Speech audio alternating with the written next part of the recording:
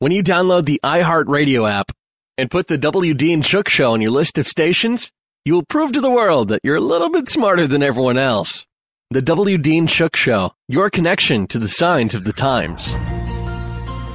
Now, you have a source for the truth in the news. W. Dean Shook, End Time News.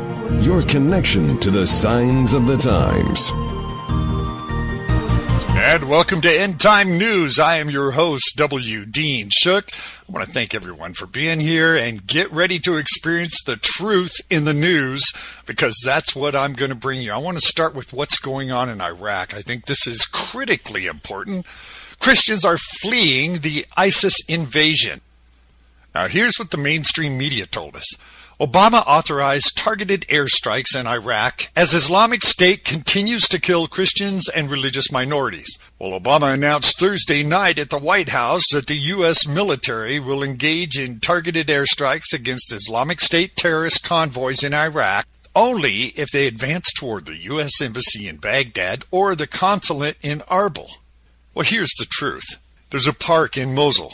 Mark Arabo told CNN during a Skype interview from San Diego, where they actually beheaded children, put their heads on a stick, and have them in this park. Here's this clip. A California businessman is calling on the U.S. to do more to help Christians being persecuted in Iraq. Mark Arabo is a prominent leader of the Chaldean community, a Christian community, an ancient one that is now literally being threatened with disappearance. He joins us from San Diego, California. Thanks so much for being with us. It sounds, frankly, like a nightmare. A group of extremists bent on atrocities is now openly and officially targeting Christians in Iraq. What's going on? This is truly a living nightmare that's not going away. Christianity in Mosul is dead, and a Christian Holocaust is in our midst. 7 weeks ago, we went to Washington, D.C., and we actually were calling this a Christian genocide. And since then, day by day, it's getting worse and worse. More children are being beheaded. Mothers are being raped and killed. The fathers are being hung. But right now, 300,000 Christians are in Iraq, fleeing, living in neighboring cities, just wanting a chance not just to survive, but to live. And we've been calling on State Department. We had a meeting at the White House last week with Ben Rhodes, myself and other Chaldean community leaders throughout the country. And what we're saying is folks should follow France's lead. They should offer asylum. The world community should come together. We've had tremendous success in Washington with Congressman Juan Vargas authoring H.R. 683. I want to go back. Forgive me for interrupting. I want to go back to something you said, because the atrocities committed by ISIS are well known, but still you're startling me with the severity of what you're describing. You say they are beheading children? They are systematically beheading children and mothers and fathers. The world hasn't seen an evil like this for generations. There's actually a park in Mosul that they've actually beheaded children and put their heads on a stick, and they have them in the park. This is crimes against humanity. The whole world should come together. This is much broader than a community or a faith. This is crimes against humanity, and they're doing the most horrendous, the most heartbreaking crimes you could think of. Now, I want to ask you specifically about what happened in Mosul, because it was widely reported that when ISIS took control of Mosul, which, depending on how you do the numbers, is the second largest city in Iraq, they gave Christians an ultimatum, which would be to convert to Islam, to pay a fine, or, in their phrase, death by the sword. It's very clear they are killing people, but are Christians managing to escape by paying a fine? Are the ones who cooperate, at least, assured of any safety? Sure. So the letter that they sent out with those three items, they did ask to pay a fine, but they're actually, after they pay a fine, they're actually taking over their wives and their daughters and making them into their wives. So really it's convert or die, face death by the sword. Christians, 95% of all Christians in Mosul have fled, and 5% have converted. They've marked the red death stamp of ISIS on Christian homes, and basically saying, we know who you are, and if you come back, you will get killed. This is almost, I'm going to ask you, forgive me for interrupting, this is almost a kind of a plague out of biblical times. They're literally marking the doors of Christian homes? They are, and with the Nestorian, with the letter N, to mark them as Christians. And that's why we're saying this is a Christian Holocaust within our midst, and the world community cannot turn a blind eye on something so tragic. So much of crimes are coming out. Children are being beheaded. Folks are being killed just because they're being Christian. It's happening right now. And France is leading the way. We're hoping other countries, we hope the United Nations recognize this as a Christian genocide. We hope everyone steps up and offers these folks a home, because this should never be happening in 2014, and it is.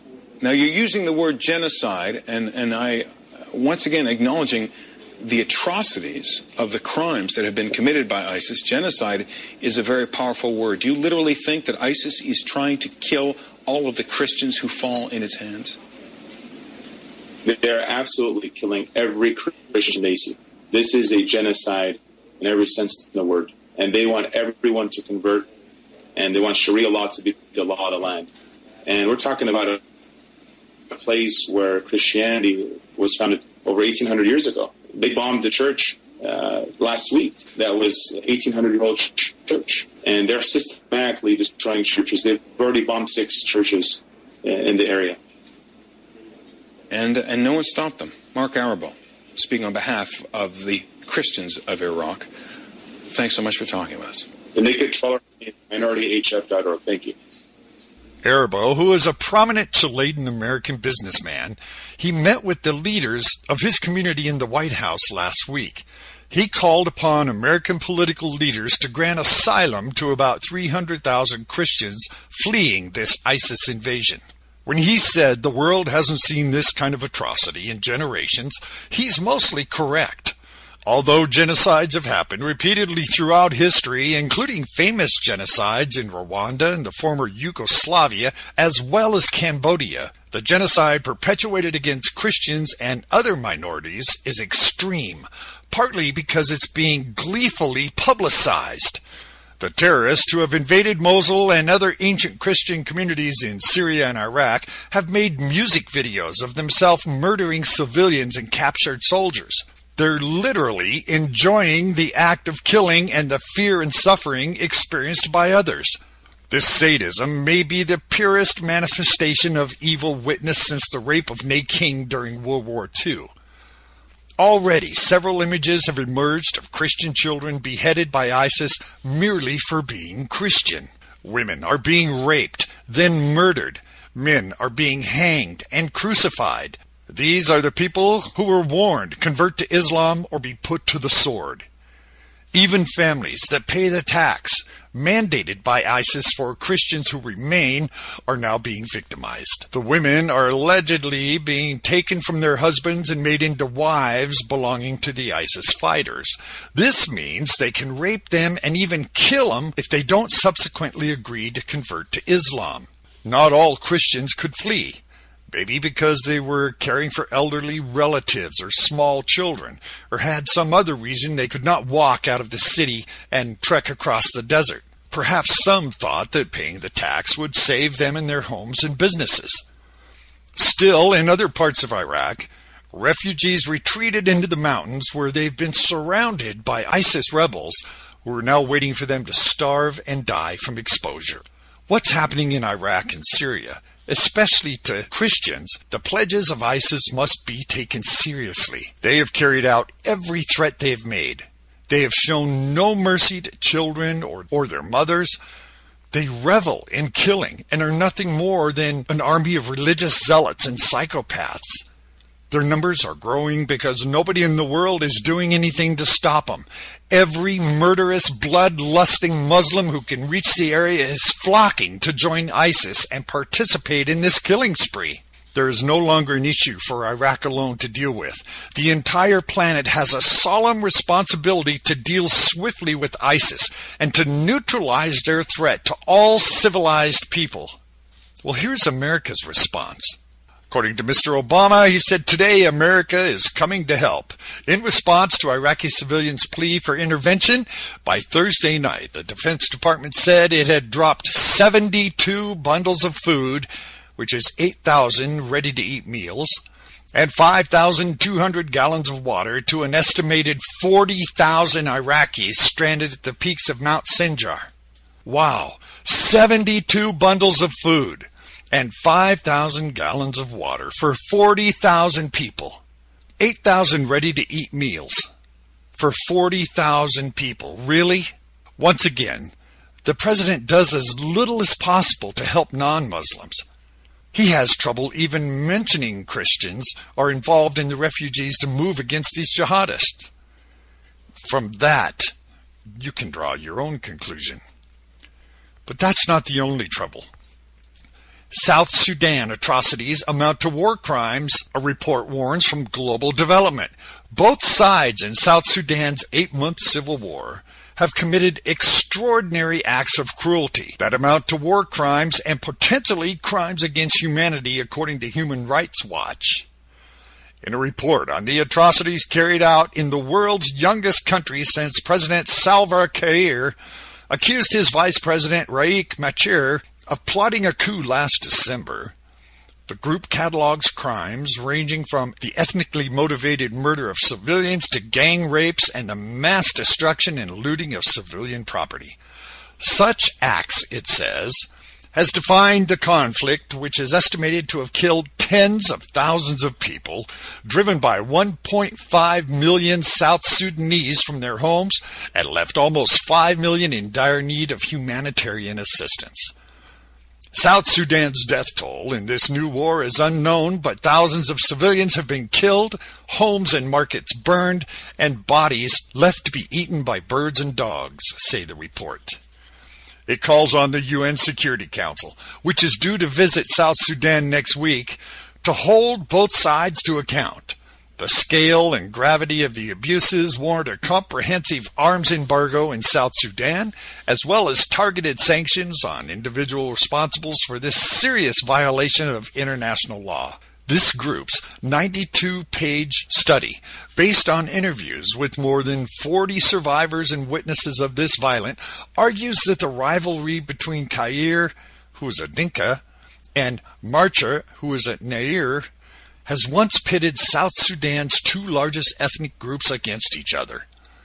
Government rhetoric has attempted to underplay the ethnic dimension, but with little success. Many communities believe that leaders, soldiers, and armed civilians from the other ethnic groups will continue to target and physically attack and politically undermine them, it says. According to Human Rights Watch, both the ferocity and the violence and the speed with which it spread are explained by the country's long history of war, criminal violence, and ethnic tension. All right, enough of that. Let's move to an American issue. Russian nuclear-capable bombers tested U.S. air defenses 16 times in the last 10 days. This is reported by RT. Russian strategic nuclear bombers and other military aircraft entered U.S. air defense identification zones at least 16 times over the past 10 days. American defense officials confirmed it on Thursday that over the past week, NORAD has physically identified Russian aircraft operating in and around the U.S. air defense identification zone, said Major Beth Smith, spokeswoman for the U.S. Northern Command and the North American Aerospace Defense Command, which is NORAD. Smith sought to downplay the incursion that she called a spike in activity, telling the Washington Free Beacon Bill Gertz that the flights were assessed as routine training missions and exercises. But an unnamed defense official familiar with the incursion reports disagrees with Smith's assessment. They're not just training missions, the official told Gertz, saying the Russian strategic nuclear forces appear to be trying to test our air defense reactions or our command control systems. NORAD scrambled fighter jets several times when Russian strategic aircraft flew along the U.S. zone. The planes included a mix of Tu-95 Bear H heavy bombers, a Tu-142 Bear F maritime reconnaissance aircraft, as well as an IL-20 intelligent collection aircraft, Smith said. The bomber flights took place mainly along the Alaskan Air Defense Identification Zone that covers the continental part of the state, and one incursion involved entry into Canada's air defense zone, she added. During the Cold War, Soviet bombers sought to trigger U.S. air defenses as preparation for a potential nuclear conflict. And in our border problems, Border Patrol agent federal government releasing murderers into the U.S., this according to a local East Coast station WNEW, where a Border Patrol agent claims the federal government is allowing murderers from Central America to be released into the U.S. Speaking to Fox News on Wednesday, Agent Chris Cabrera stated that these teenage gang members crossing the border are being released to family members in the U.S. He said if they have family in the United States, they'll release them to the family even if they're admitted gang members. Cabrera explained to Fox News, "We've had a couple that have admitted to murders in their home country. They were 17 years old and 16 years old. And the United States thought it fit to release them to their parents here in the United States, even if he's a confirmed gang member, a confirmed criminal, even by self-admission. We, for some reason, don't send them back to their home country. We release them into our country." Cabrera blames these alleged gang members and murderers being released due to a loophole. Well, they found this loophole with the Unaccompanied Women and Children Act. Cabrera told Fox News, "We don't have anywhere to house these women and children, and if the child has no family back in his home country or claims he has no family back in his home country, we have to release them to parents who are here. Our agents are not allowed to do their job they're hired to do," he told Fox News. "We're walking more and more people out the door. They're catch and release if they have family units. The criminal aliens that are coming in, some of these young gang member kids that are coming in and they're no criminal history in the United States, we're releasing them out the door. We're getting overrun, and the danger is increasing. We need to open our eyes." Sheriff leading the probe into murdered Border Patrol agent claims armed illegal immigrants in military fatigues have been spotted on Texas ranches. Well, according to the UK Daily Mail, which strikes me kind of funny that the UK Daily Mail, the news from another country, reports the truth here that our media won't report. Sheriff Larry Spence of Wallace County spoke to Mail Online after a murder of an off-duty patrol agent, Xavier Vega Jr., who was allegedly gunned down by 2 illegal immigrants who had been deported 6 times. Sheriff Spence said ranchers had reported illegal immigrants walking through the brush in single file, armed with rifles in military fatigues. Spence said, "He used to not show a weapon, but now he has 2 or 3, maybe because of the increasing criminal element." He added it's not like it was years ago, when people were just looking for a job or something to eat. Mail Online also spoke to the woman who reported Xavier's alleged killers to the police. She now fears she could be killed by the cartels. The sheriff leading the investigation into the brutal slayings of a border control agent by 2 illegal immigrants has revealed local farmers in his county have reported spotting gang members armed with rifles in their field wearing these fatigues. Sheriff Larry Spence's department played a key role in catching Ismael Hernandez and Gustavo Tejerina. They've allegedly gunned down Officer Xavier Vega Jr. in front of his mother, his father, his wife, and his 3 sons while they were on a family fishing trip. Since their capture, Fox News has reported the suspects are both Mexican nationals who were in the U.S. illegally and have been deported 6 times between them.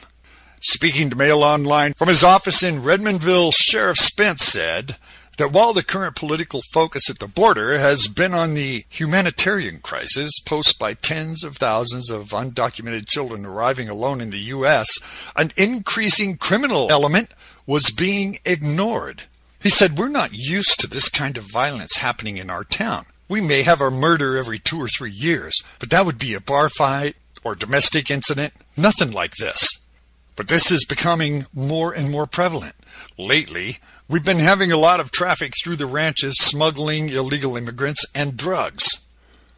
About 3 or 4 months ago, we had an individual who saw people walking through their farm in military fatigues and backpacks. He went out and asked them, "Who are you?" They said, "What's it to you?" He said he owned the property, and they said, "Well, you better get out of here." Sensibly, he left and called Border Patrol. By the time they got there, they were gone. Thank you for joining me. I appreciate it. I am your host, W. Dean Shook. And don't forget, you can help keep this program alive by going to our website at wdeanshook.com and visit our main sponsor, which is GoDaddy.com, who now offers your own domain name for as little as $4.99 a year. You can go right to the banner at the bottom of the homepage and search right from there. You don't even have to go to their website. Put in your search right on our homepage.